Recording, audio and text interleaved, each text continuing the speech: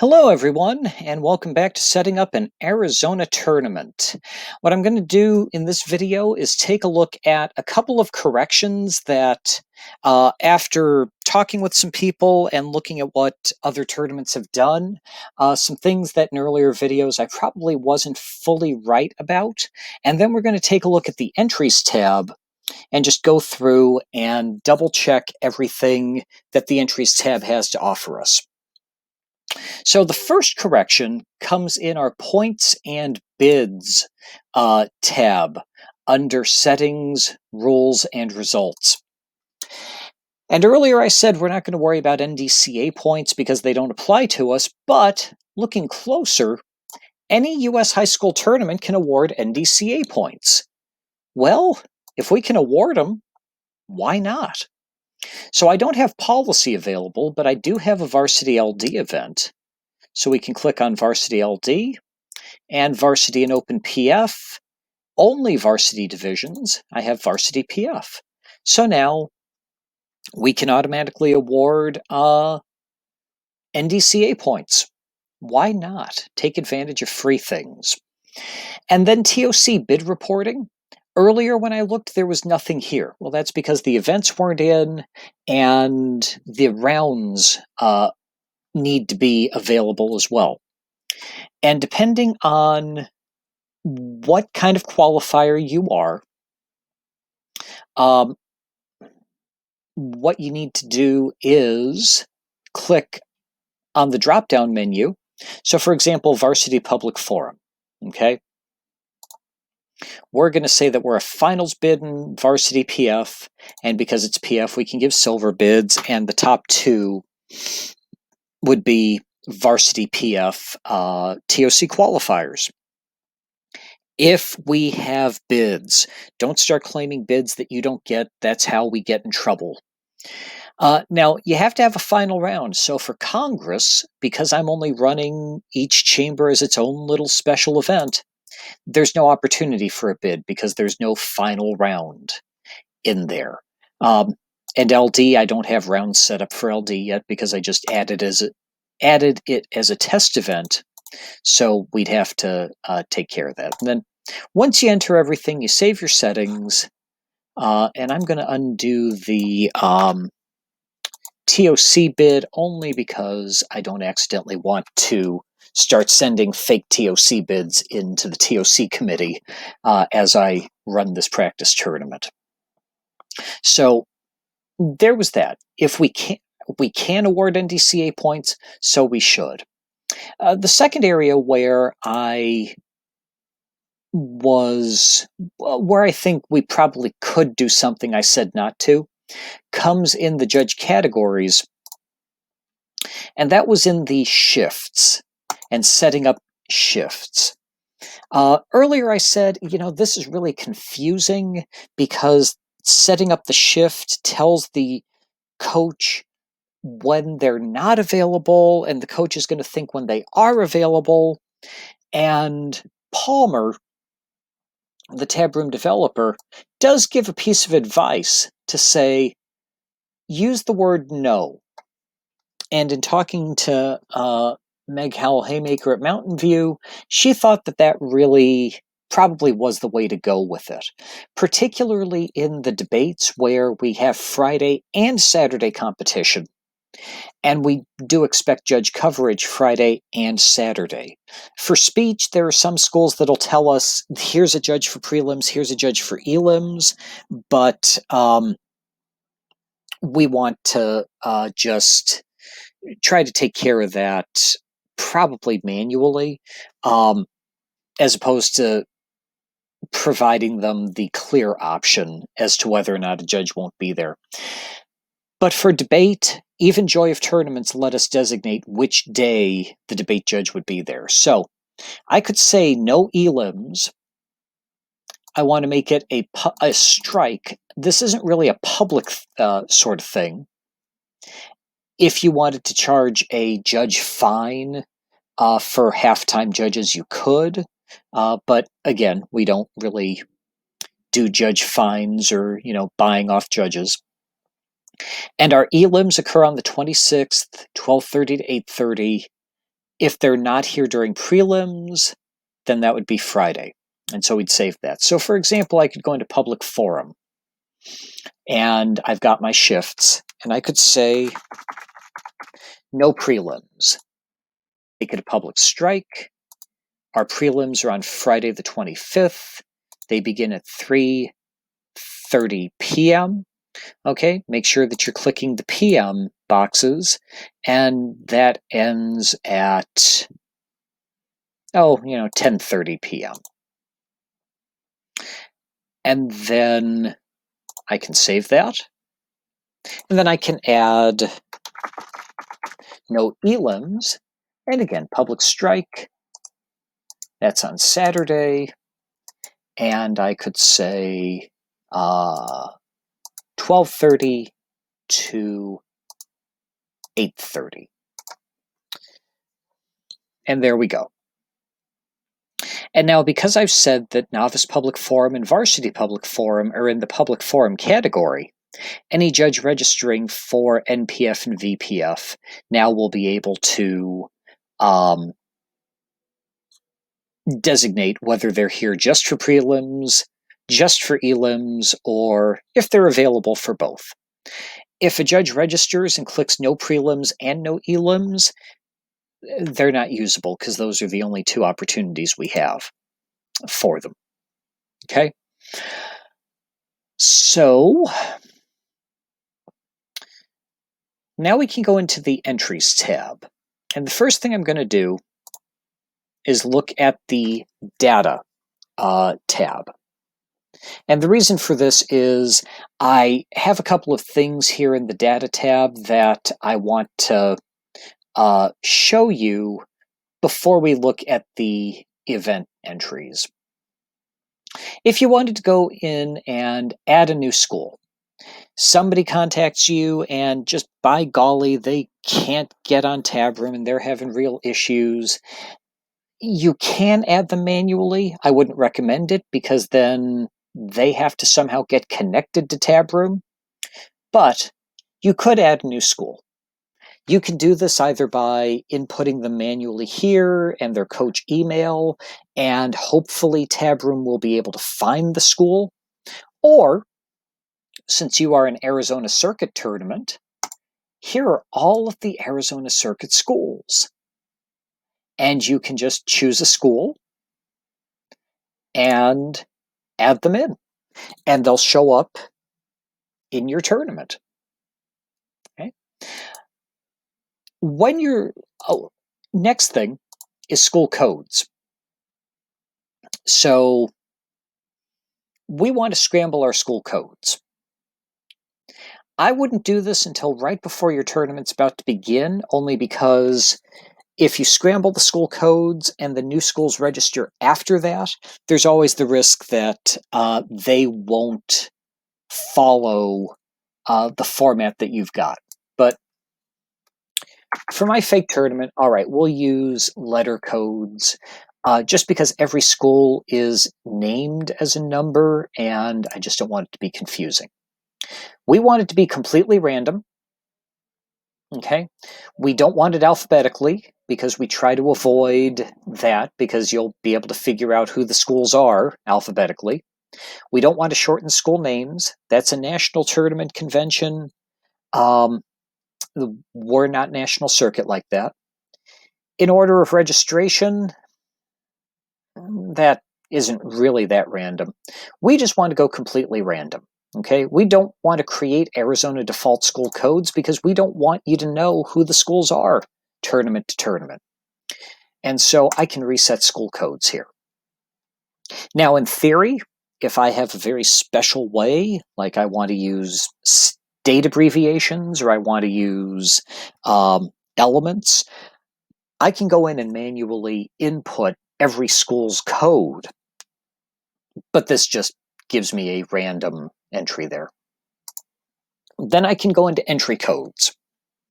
When you were creating your events, I said, list everything by school code and name. And when you clicked save, you got a pop-up box that said, you can't recode from here. No, you can't. Here's where you recode.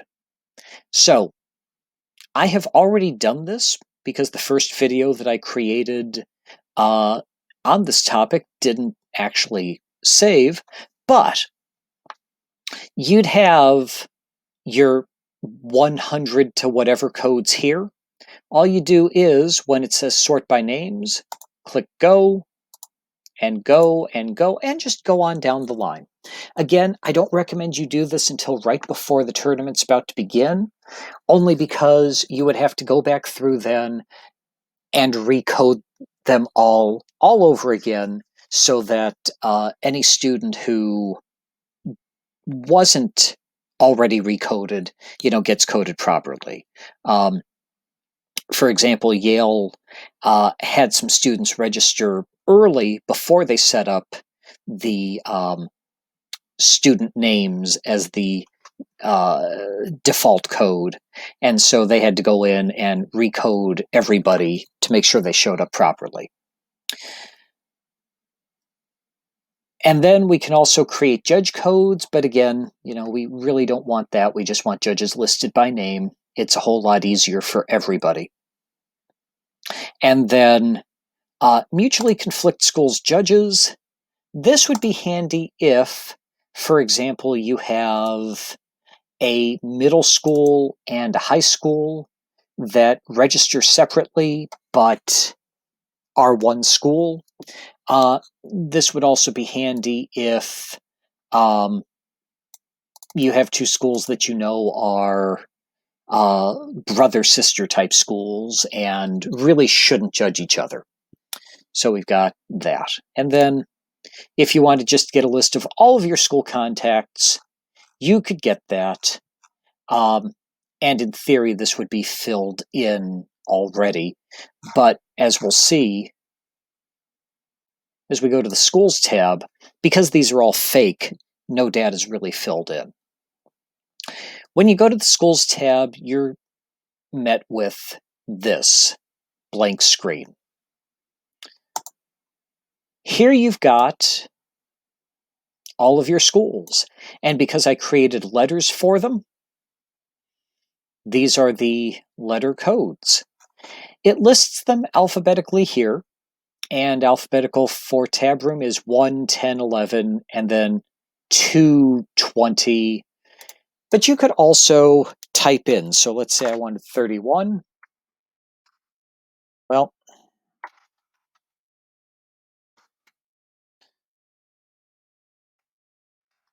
nothing for school 2. Okay. Normally, when there are actual names there, you'd be able to type in and find the school. Handy if you don't want to, scroll down a list of 50 school names. But let's say I wanted to check out school 15. Here's where, if I wanted to change the school code, I could put it in. So AP, I want them to be IB instead. You'd have the contact name, email, and contact phone of the coach. We're all in Florida. I could save that school information. When they pay you, you can just record the payment here, check number, amount, record. I would not put purchase orders in here. And the reason I wouldn't put a purchase order in is because when you put that in and say that amount, the invoice will be zeroed out, and you don't want that just yet. You can look at their entries by school. This tab is taking forever to load, so I'm not going to worry about that. How many judges they have. If this tab is red, they don't have their number of judges met yet.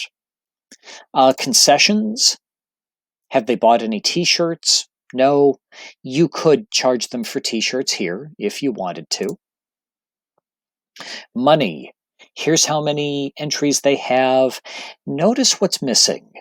The school fee that I set up in the Money tab. I haven't been able to figure out how to make it appear. We can go in and we can input the school fee here and it'll show up. Or we can go back to the Money tab and just do that one-time universal fee. It's But if you do the one-time universal fee and then do it again, all of the schools would get double charged that were already in there. So I haven't figured out why it's not working. That is something for us to talk to the tab room people about. Until it does work, you can just add the school fee here for every school. And then if you want to give them a discount on something, you could do that. And you can record their payment from here as well. And if you wanted to print their invoice, you can't do that from here, but you could do it from the General tab. And there's their invoice, who's it payable to, that note that I set up way, way back under when we first built the tournament. This team needs money. That's right there. And this they can print out and submit to get their fees given to you. Now, I said don't put the purchase order in the payment tab, but you could put the purchase order here.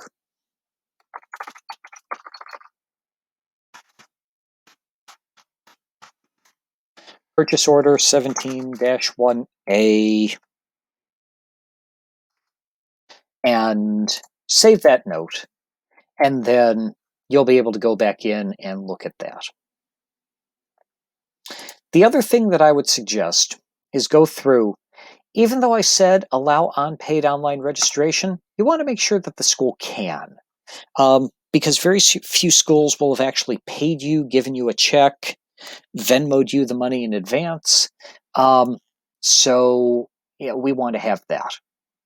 And then if they're confirmed on site, that'll check as yes. When we're looking at the event, we have the ability to export as a CSV. We have the ability to print as a PDF, both of which are very handy if with the CSV you want to be able to sort your data, manipulate it somehow. I find that with Congress, if I can export the judges and the competitors as CSVs, then I can go through and make some handy spreadsheets in order to keep track of things. I can click on the event, and my entry name is back to entry 1. Maybe I need to redo Congress. But for Novice PF, okay, school code, which is no longer their school code. So let's go back to the Data tab.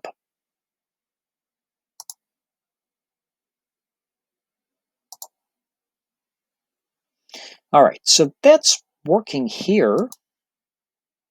And then, because I had already done this in the previous video before I recoded the teams,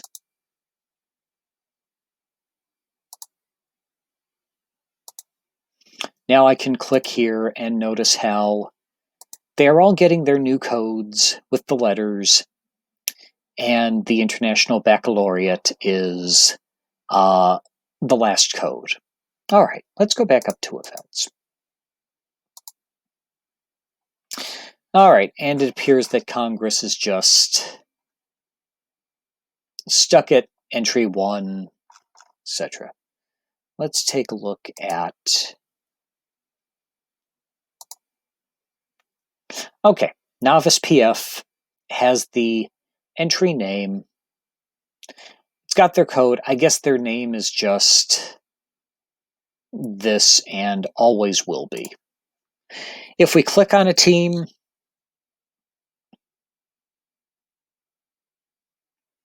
it should take us to the entry, but again, with this test tournament, entries per school is being a little finicky, so we're not going to worry about that. Let's go to the Judges tab. This tells me all about my judges. And again, because the judges are named test, so on and so forth, we can't change the judge names right now, but with Congress, we have the option, are they a parliamentarian? Now, they have the ability to go in and mark themselves, but, I know that Test 18 is a good parley. So I can go in, notice how on School 22, they only have 5 judges. They should have more. That's all right. We can take care of that later as we get closer to the tournament. I can click on them as a qualified parliamentarian. Then go back to my Judges tab, and there we are. Test 18 is now a qualified parliamentarian. Just because I know my judges and I know what they have. I can check to see which Congress judges are not linked yet, and they have to be linked in order to be able to judge remotely. Well, none of my Congress judges actually have accounts because they're fake, but here's where I could input their email, link them to a Tab Room account, and then that way they're good to judge. If their name doesn't appear on the screen, they're already good to go and you don't need to worry about them. After I've looked at my judges, I can go to the Reports tab, and the Reports tab has some very interesting information. Here's where I could check each individual school balance. How much do they owe? How much have they paid? I can record payments from here as well. I can check their list of fees. And see, nobody has a school fee here, so we need to fix that. School number 1, I went in and just added their school fee off to the side individually for them. So that's when that appeared. Concessions orders, if you're pre-selling your concessions. Up top, total head counts is a very fun screen because I can look and I can see how many schools we had, states represented, total people, total entries. The number of students is a little bit small just because of the way it named it. Test 1 from School 1 is their first entry in every event. Test 1 is going to be very busy, but normally this would be much larger. And, entries by event, judges by category, just one screen which has all of our judge stats with us.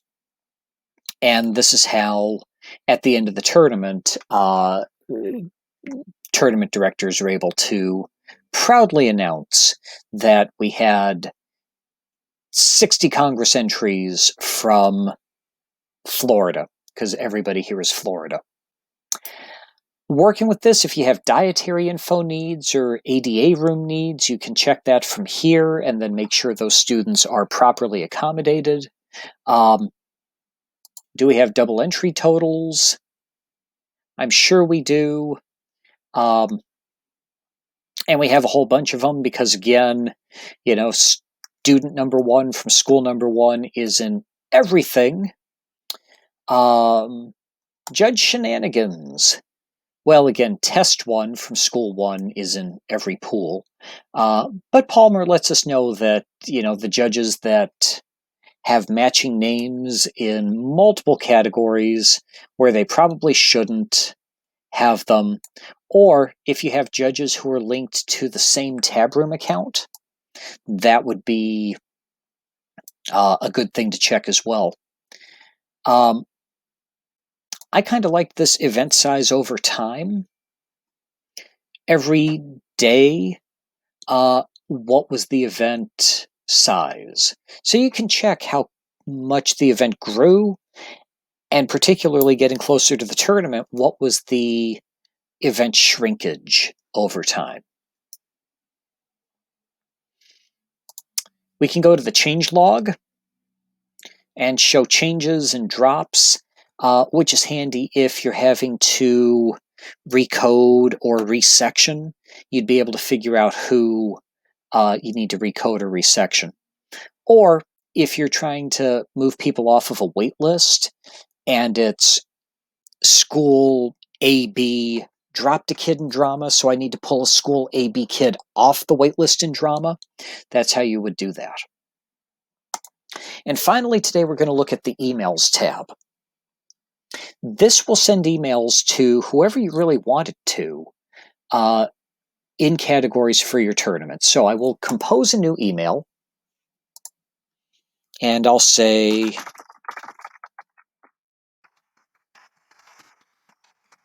make sure your students are ready. Now, I recommend, just from experience, put the name of your tournament in your subject line.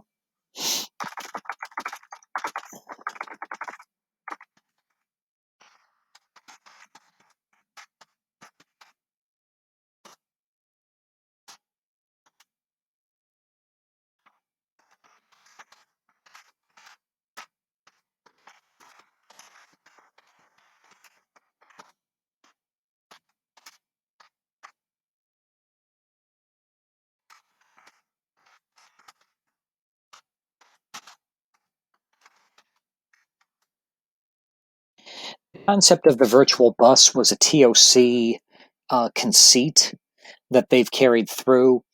All it really means is make sure you know where your students are, that they're getting ready for the tournament. The number of people we had asking us where to pick up the virtual bus and how we get them on it was astounding.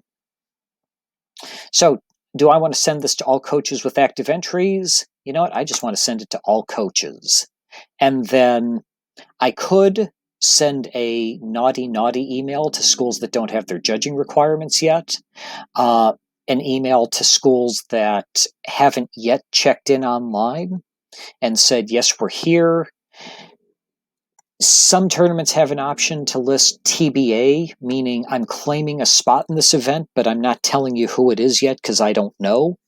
I found that TBAs have a large percentage that never actually get filled in, but you can't schedule the event with TBAs, so you want to take care of those. I would suggest not allowing TBAs if that's at all possible, or schools that owe money. Every school is pretty much going to owe money before the tournament. Or I can just I just want to write to my Congress people and say, hey, where's your legislation? You can also send it to all of your judges and everybody who's a tournament administrator is going to get this email. So don't be surprised when the people you've picked for tab contact you and say, hey, I don't have anybody in Congress. Why am I getting a Congress email? Because you're part of tab staff and you get to see everything. So I've got my subject line. I've picked who it's going to. I've got my body of the email. I'm going to send it out. And there we go. I've got that. We also have our email archive. So this is the third email that I've sent out to everybody. There is an option here to exclude from the online email archive.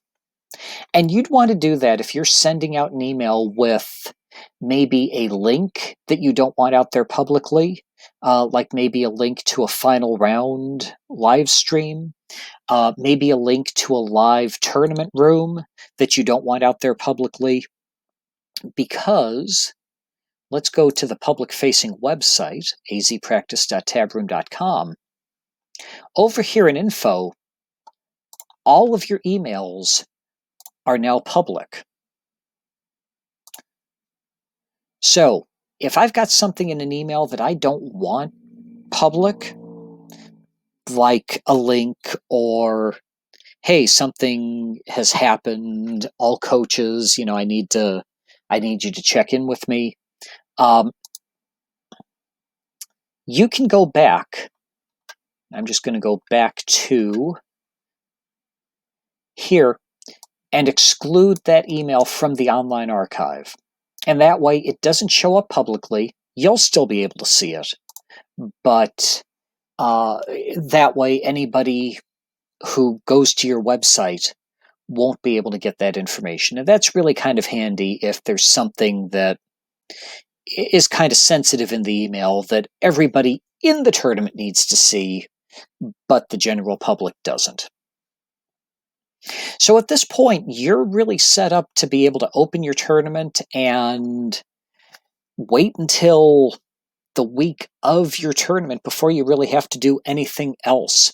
Just keep checking your school event and judges tabs in order to make sure that the events are filling up, schools have the right number of judges, and just making sure that everything's working accordingly. The next video, I'll take a look at the paneling tab, and we'll see how to actually begin to set up all of these events. I will see you next time.